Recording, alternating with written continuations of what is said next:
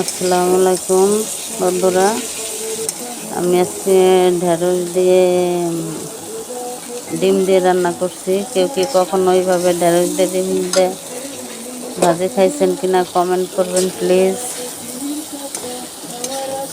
চায়নাদের recipe ঢেঁড়স দিয়ে ডিম রান্না, আজকে ট্রাই করলাম আমি।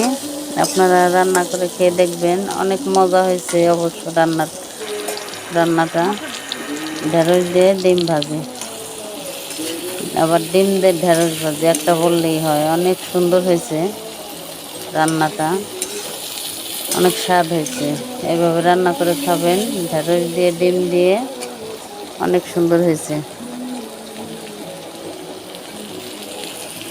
সবাই আমার পাশে থাকবেন, আমিও সবার পাশে থাকার চেষ্টা করব।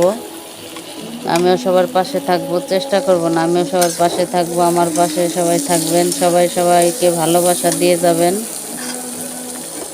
কমেন্ট করবেন, সুন্দর সুন্দর কমেন্ট করবেন। সবার ভিডিও সবাই দেখবেন, আমি সবার ভিডিও দেখি। যতটুকু ফেসবুকে ঢোকার সময় পাই ততটুকু আমি সবার ভিডিও দেখি, কমেন্ট করি।